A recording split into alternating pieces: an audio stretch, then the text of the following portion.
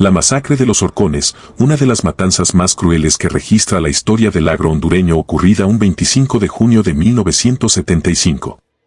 Eran las grandes luchas por la reivindicación social, por conseguir tierras para suplir una de las necesidades básicas del campesinado hondureño, la subsistencia.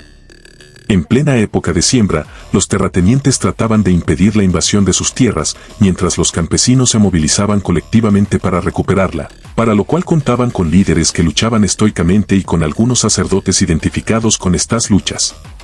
La matanza tuvo como principales protagonistas a las Fuerzas Armadas, al mismo gobierno de Juan Alberto Melgar Castro y terratenientes de la zona, entre ellos Manuel Zelaya Ordóñez, en cuya hacienda, Los Horcones, aparecieron enterrados los 14 cadáveres.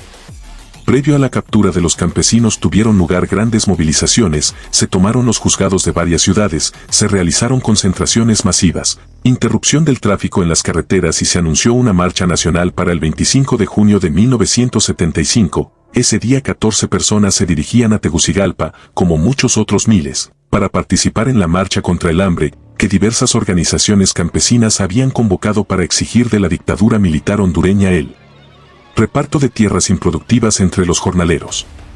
Pero, a diferencia de los otros manifestantes, esas 14 personas jamás llegarían a su destino. Los campesinos de todo el país se concentrarían en Tegucigalpa, pero el gobierno de Melgar Castro ordenó detenerlos. El 24 de junio, los campesinos de Olancho pernoctaron en Juticalpa y pasaron la noche en el Centro de Capacitación Santa Clara. El siguiente día, a las 10 de la mañana, un grupo de escolares, dirigido por el profesor Guillermo Ayes Mejía, llegó a exigir la desocupación del edificio. La acción del maestro era acompañada por agentes del Departamento de Investigación Nacional, DIN, que vestidos de civil entraron al edificio, sacaron violentamente a los que se encontraban adentro y los llevaron a la hacienda Los Horcones, donde los torturaron y mataron. Allí, después de torturarlos, los 14 fueron asesinados y sus cadáveres arrojados a un pozo de 40 metros, que después se cegó con la explosión de 2 cargas de dinamita, en un intento de eliminar las pruebas. Los primeros 7 cuerpos tardarían varias semanas en ser rescatados. Según el informe del gobierno, al llegar a Los Horcones, el mayor Chinchilla ordenó a 3 elementos del DIN que interrogaran a los detenidos llevados de Juticalpa, luego fueron asesinados. Interrogar para el DIN significaba aplicar todo tipo de torturas que iba desde golpes, patadas, toques eléctricos, la capucha, arrancar uñas y otras crueles prácticas. Mientras tanto, el padre Iván Betancourt era también sometido a interrogatorio, en el cual rindió declaraciones sobre actividades subversivas realizadas en compañía de otros religiosos. Después del interrogatorio, Betancourt también fue asesinado. Para evitar que quedaran testigos, asesinaron a las señoritas Ruth García Mallorquín y María Elena Bolívar. Por órdenes del teniente Benjamín Plata, quien dirigía el operativo, también asesinaron a los testigos que habían observado el hecho, según la comisión que investigó el caso. Los cuerpos de las víctimas fueron lanzados a un pozo Malacate, que fue dinamitado con el fin de que no quedara rastro de la acción militar. Del crimen, los tribunales de justicia encontraron culpables al mayor José Enrique Chinchilla, subteniente Benjamín Plata y a los terratenientes Manuel Zelaya Ordóñez y Carlos Barr, quienes fueron remitidos a la Penitenciaría Central. Sin embargo, salieron libres en 1980 favorecidos por un indulto otorgado por el gobierno. José Manuel Zelaya padre fue condenado en 1979 a 20 años de cárcel, junto con otros 3 partícipes en la masacre, aunque todos ellos salieron a la calle después de cumplir solo un año de condena, gracias a una amnistía general decretada en 1980.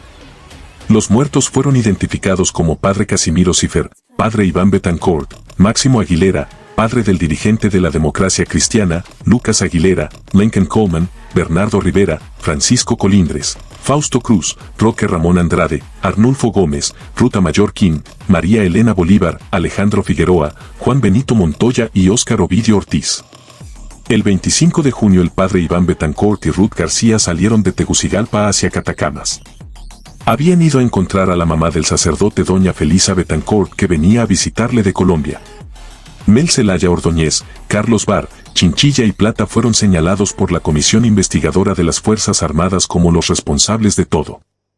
Fueron recluidos en la penitenciaría central hasta el 16 de junio de 1979, después de haber sido condenados a 20 años de cárcel por homicidio consumado y no por asesinato como debió ser, lo cual deja en evidencia la superficialidad de los tribunales para de justicia, ello sin contar con el hecho de que no quedó clara la actuación de las partes en un juicio plagado de lagunas. Los condenados estuvieron en prisión poco más de un año porque el 3 de septiembre de 1980 fueron favorecidos por él.